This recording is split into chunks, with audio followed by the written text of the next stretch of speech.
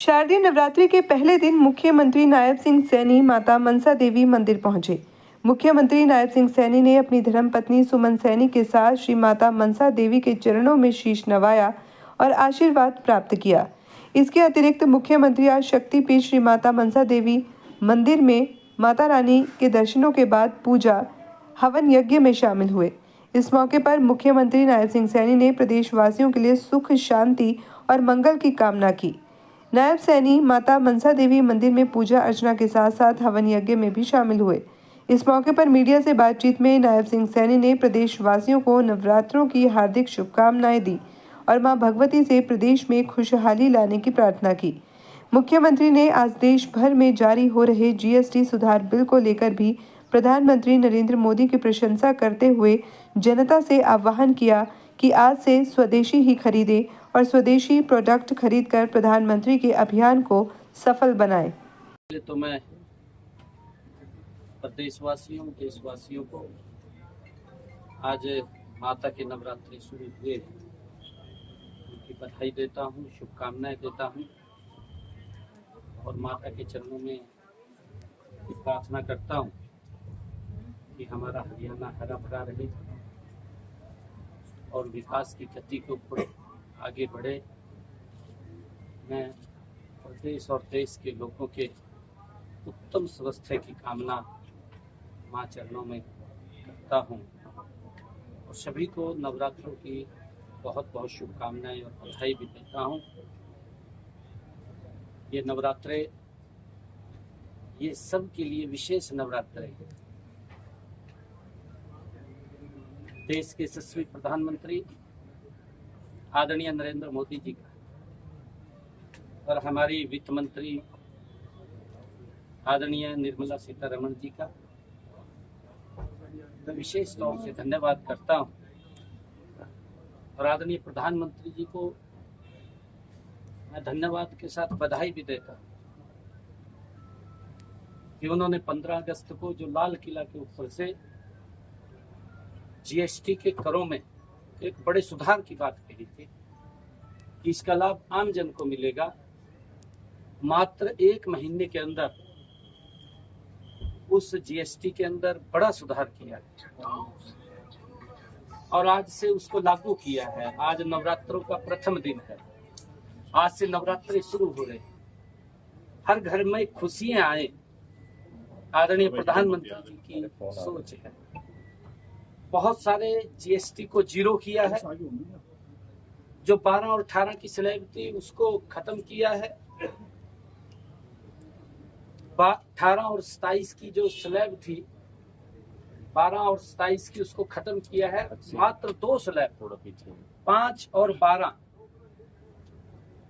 18 की वो स्लैब रखी है कि उसके अंदर बहुत सारे ऐसे प्रोडक्ट हैं जो आम व्यक्ति को दैनिक उपयोग में वो काम आते हैं। उनके ऊपर कहीं पे जीएसटी जीरो किया है। हमारे जो एग्रीकल्चर के प्रोडक्ट भी थे उनके ऊपर भी जीएसटी कम किया है। कहीं के ऊपर 5% किया है, कहीं के ऊपर उसको 18% की स्लैब में रखा है। बहुत सारा बड़ा सुधार इसके अंदर किया है। हरियाणा प्रदेश के हर व्यक्ति को, हर उद्यमी को इस जीएसटी से बड़ा लाभ मिलेगा।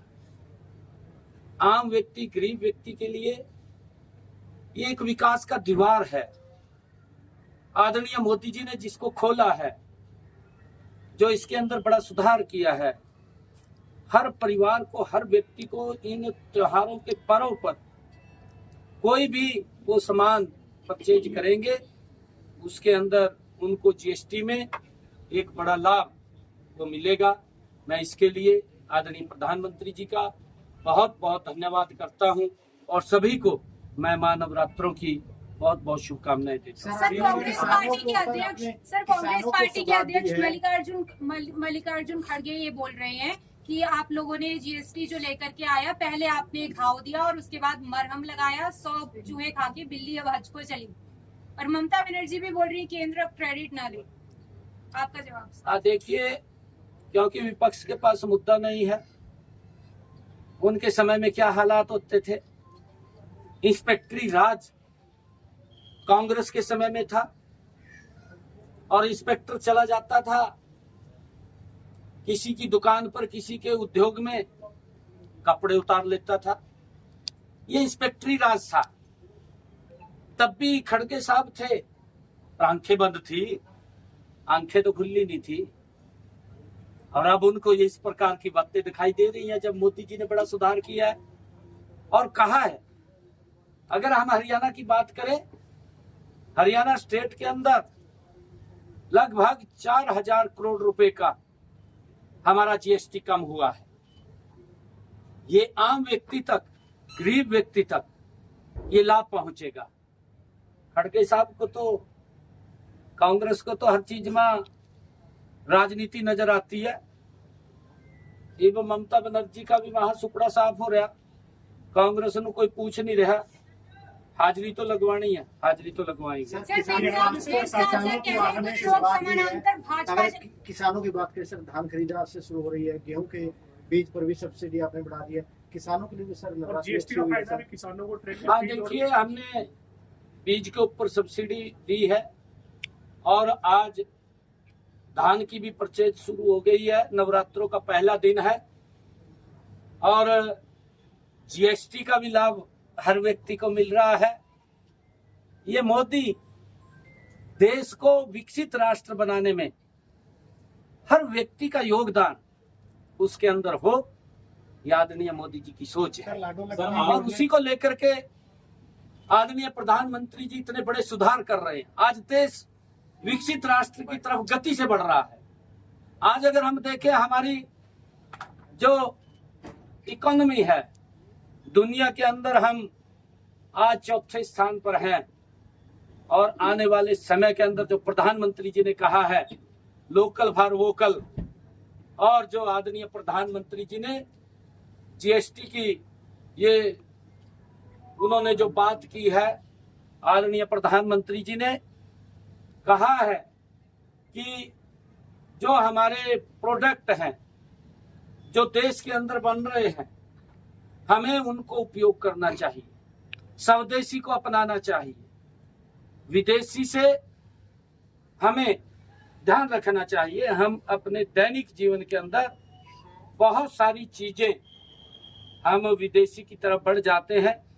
हमें ये संकल्प लेकर के स्वदेशी वस्तुओं का उपयोग करें, स्वदेशी को ही बढ़ावा दें, हम लोकल प्रोडक्ट को ही उपयोग करें, ताकि ये भारत गति से विकसित राष्ट्र की तरफ तो बढ़ रहा है, परंतु दुनिया की ये तीसरी इकोनॉमी भी स्वदेशी से सर, आम आदमी रोटी कपड़ा मकान मांगता है मंदिर में। सर, आम आदमी रोटी कपड़ा मकान मांगता है मंदिर में, एक सीएम क्या मांगता है अपने लिए?